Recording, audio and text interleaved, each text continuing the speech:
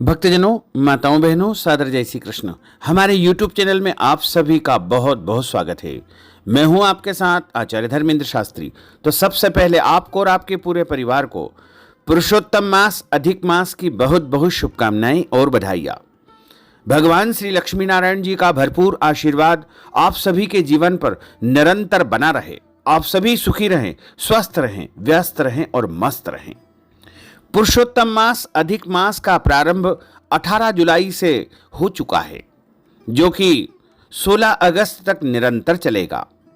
प्रत्येक 3 वर्ष में अधिक मास आता है और अधिक मास पुरुषोत्तम मास में जो भी हम दान करेंगे, पुण्य करेंगे, स्नान करेंगे, उसका करोड़ों गुना पुण्य फल हमको प्राप्त होगा।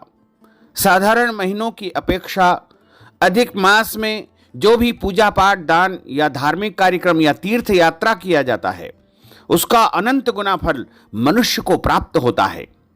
और अधिक मास में मालपुआ दान करने का विशेष महत्व है। इस विधि को अपूप भी कहा जाता है और मालपुआ का दान 33 की संख्या में किया जाता है। अब आप विचार कर रहे होंगे कि 33 की संख्या क्यों निर्धारित की गई है। 21, 51, 108 ये संख्या क्यों नहीं बनाई गई है? आखिर 33 की संख्या ही मालपुआ की क्यों निर्धारित की गई है?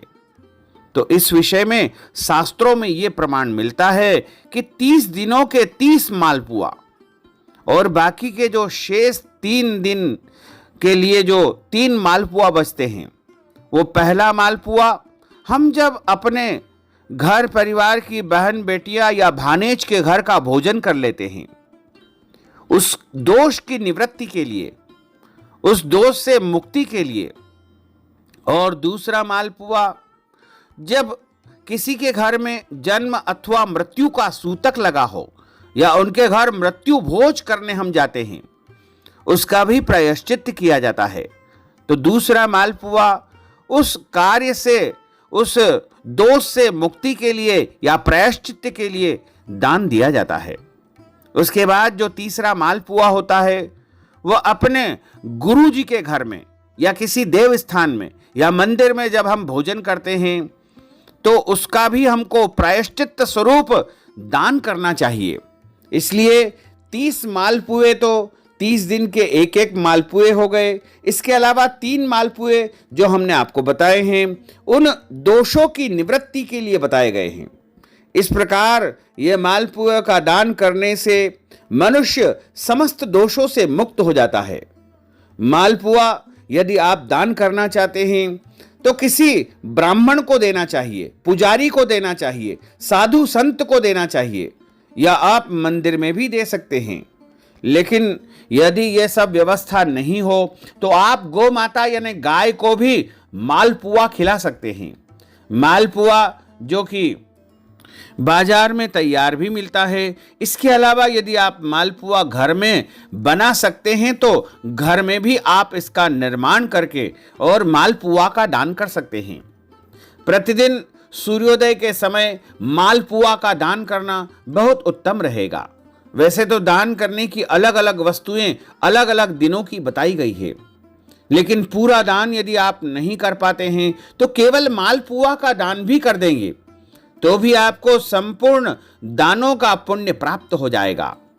और यदि आप दोपहर के समय मालपुआ का दान करना चाहते हैं तो सबसे सर्वोत्तम समय दोपहर का, जिसे अभिजीत मुहूर्त कहा जाता है, वो दोपहर 11 बजे के 50 मिनट से लेकर के 12:10 तक रहेगा। जब आप मालपुआ का दान करें तो यह मंत्र का उच्चारण आपको जरूर करना चाहिए। ओम पुराण पुरुषोत्तमाय नमः। यह मालपुआ दान करने का ही मंत्र है। ओम पुराण पुरुषोत्तमाय नमः। इस महामंत्र को आप लगातार जपते जाएं और मालपुआ का दान आपको करना चाहिए। मालपुआ का दान करने से हमारे जीवन में जितने भी कष्ट होते हैं, संकट होते हैं, वो सब समाप्त हो जाते हैं, क्योंकि मालपुआ में एक प्रकार के छिद्र होते हैं और उन छिद्रों से हमें मोक्ष और पुण्य फल की प्राप्ति होती है। और हमारे जितने भी पितृ होते हैं उनको भी स्वर्ग लोक की प्राप्ति होती है, वैकुंठ लोक की प्राप्ति होती है।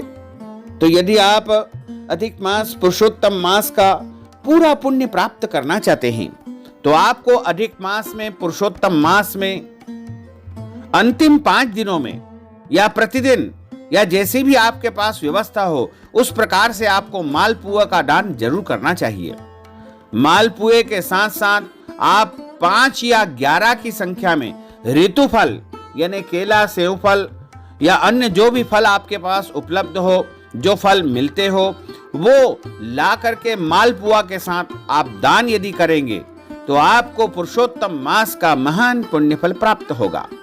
तो भक्तजनों, माताओं, बहनों, यदि आप पुरुषोत्तम माह के निमित्त हमारे माध्यम से मालपुआ का दान करवाना चाहते हैं या कोई भी अन्य दान पुण्य करवाना चाहते हैं तो इस हेतु अपना नाम और गोत्र हमें व्हाट्सएप के माध्यम से भेजें और नगद राशि गूगल पे, फोन पे अथवा पेटीएम नंबर के माध्यम से भेज करके पुरुषोत्तम मास अधिक मास का संपूर्ण पुण्य लाभ आप प्राप्त कर सकते हैं।